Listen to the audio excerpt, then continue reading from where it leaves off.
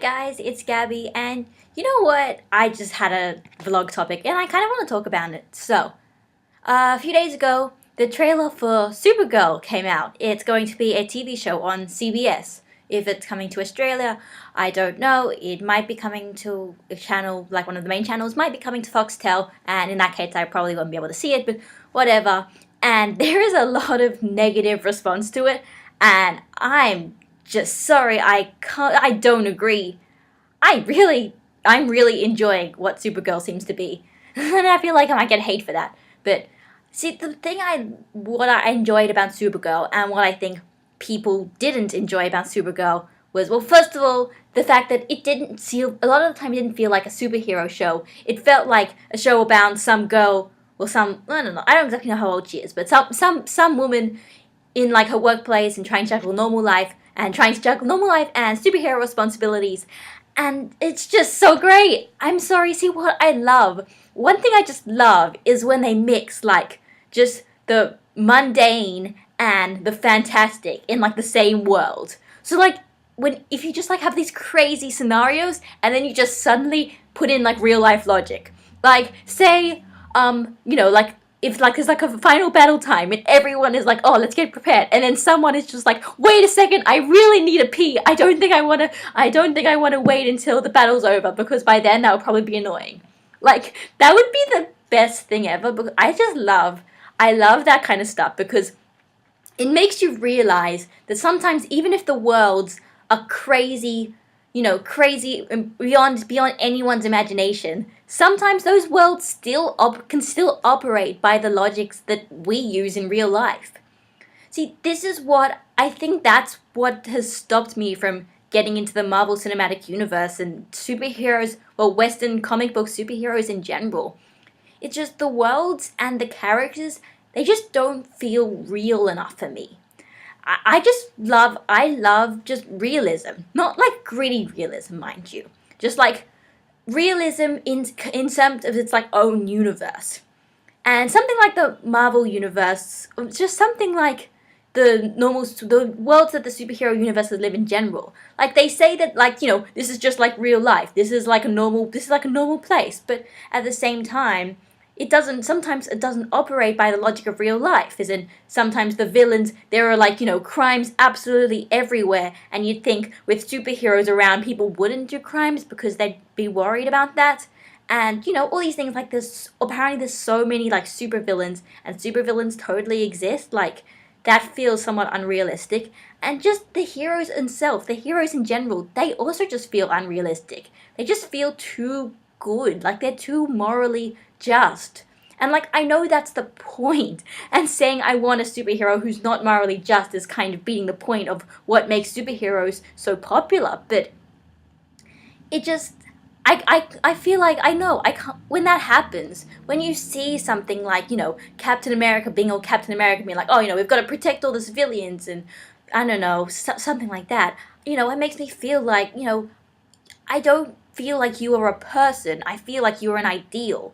And I know that's how I'm supposed to see them, as an ideal. They are an ideal, but I also wish I could see that as a person. See them as a person, like a real person with flaws, and who doesn't always know the right thing. Like, not necessarily, I don't mean that we need to do this like all dark and gritty and like, sort of Man of Steel-esque. I just mean it's like, just acknowledging that. And I mean, like, the Avengers can sort of do that. Like, they have all these, they do that sometimes, but it's the fact of the matter is the characters are still sort of archetypes, and they don't really get a chance to sort of go beyond that. And, of course, because me being me, when I was watching that, I was suddenly thinking of the Great Saiyaman arc in Dragon Ball Z. Because it just reminded me of it. Because I love that section of it. Well, first of all, and then like Kara seems to have all this sort of lack of self-confidence and stuff, and it sort of kind of reminds me of Gohan.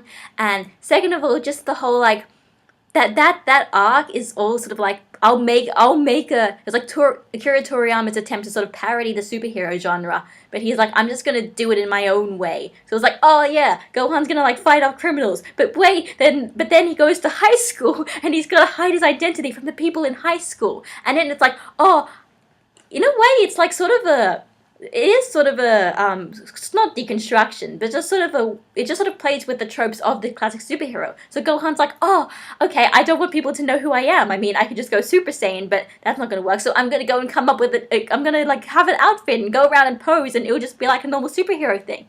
And then everyone thinks it looks ridiculous, and he doesn't realize it because he's just so caught up in these imaginations in his head. He doesn't realize that in reality, if someone came in and wearing a goofy superhero costume, everyone would think you're crazy, not that, oh wow, this person's so cool.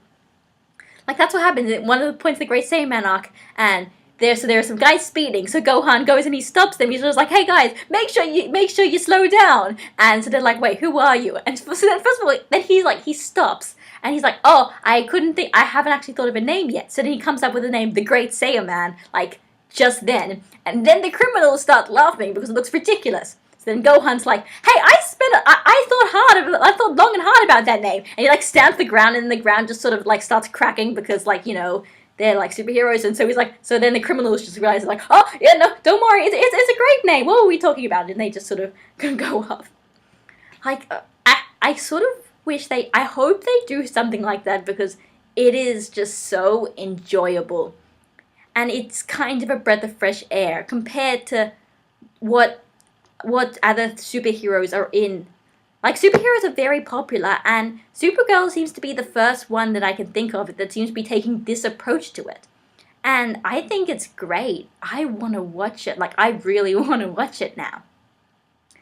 And yeah, and I think that has something to do with why I was liking Dragon Ball Z, about the whole, like, they're sort of like superheroes, but they are really different as characters in that they screw up so often, and everyone, even the people, are aware of it. So, and I think that's why I'm enjoying Supergirl so much. Well, not enjoying it, enjoying like the 6-minute trailer of it so much. So, I mean, for all I know, it could come out and it might not even be like that, or they might have even changed it because of fan outcry, which is something I don't think I would really be happy about. But I feel like we needed at least one show or movie that took this approach, and Supergirl seems to be doing it. And if people don't like that, then watch all of the other superhero movies and TV shows that are out right now and that are coming out. If you don't like Supergirl, don't watch it. But I think I like Supergirl, and I think I'm going to watch it. So that's all I had to talk about. So, bye guys.